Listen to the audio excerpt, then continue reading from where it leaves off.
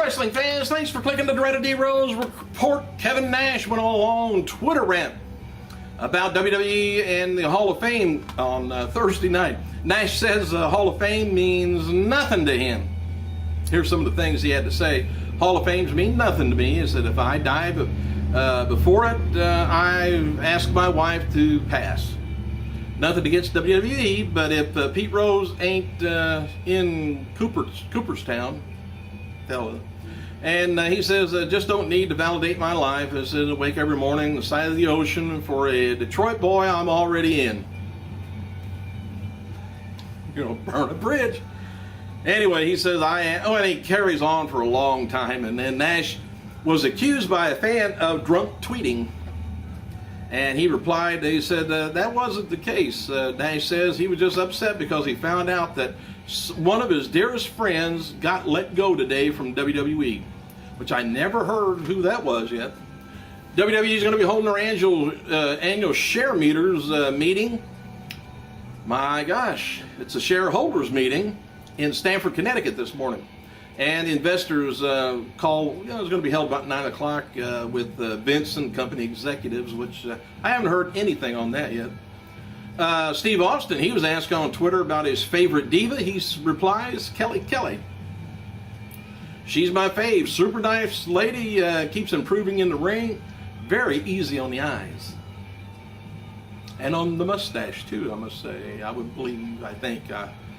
We'll like to find out. Anyway, matches for tonight's WWE SmackDown includes Alberto Del Rio taking on Big Show, Nikki Bella taking on Alicia Fox, Antonio Cesaro taking on Tyson Kidd, Darren Young, Titus O'Neil taking on Yoshi Tatsu and Ezekiel Jackson, the Great Khali taking on Cody Rhodes again for some reason, and Sheamus taking on Mark Henry for the main event. The developmental promotion down in Florida, Championship Wrestling, is going to be having their TV tapings moved to Full Sail University near Orlando on Thursday, May 17th, according to the PWI Insider. The executives' deal with WWE has signed with the facilities ensures that they are going to be able to do a wrestling promotion that they can run from that building. I think they're planning for that to be on their network. WWE is planning to discuss the move to FCW tapings there since they ran a quiet pilot tapings, I guess there several months ago. The company have booked dates at the venue through September currently, and FCW down in Tampa still going to be used for the developmental regularly and will continue to use it for the television tapings.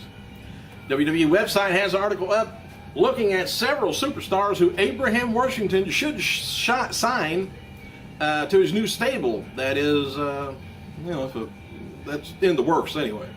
They think he ought to have The Miz, Christian, Ryback, Johnny Curtis, Maxine, Kofi Kingston, Khali, Titus O'Neil, Darren Young, R-Truth, AJ Lee. Come on, he couldn't handle all that.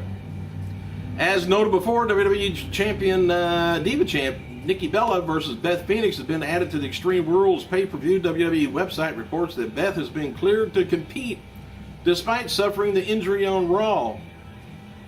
WWE, of course, really playing up the storyline injury. And in fact, they say Beth is going into the match while she's still recovering, which actually you can't do. But, hey, it's wrestling. You can do it. WWE has announced the Diva title match, like I said, for Extreme Rules. Other matches are going to be, of course, Cena taking on Lesnar. 2 out of 3 falls for Bryan and taking on Sheamus. Chicago Street Fight, Chris Jericho, CM Punk entered the Continental Championship. Cody Rhodes and Big Show, stipulation to be announced. They might announce it tonight. Falls Count Anywhere match, Randy Orton and Kane. Diva match, of course, Beth Phoenix and Bella. And United States title pre-show match is going to be The Miz taking on Santino Marella. And as noted a few weeks back, Batista was promising a big announcement from his manager, Johnny Ryan Jr. Batista wrote this week that the big announcement will be coming in May 2012, and it's about to get real in 2012. Batista's manager wrote the following. He says, closing these deals for Dave Batista with the suits. We'll be able to announce soon, and it'll be worth the wait. Usually it's not, but all right.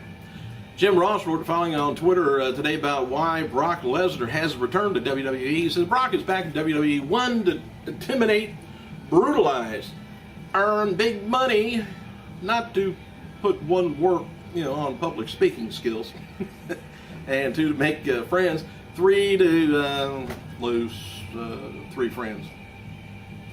I don't know what Ross thought about. Anyway, fans that naively think that money and being able to physically dominate people didn't affect Lesnar's return to WWE aren't being honest. Word.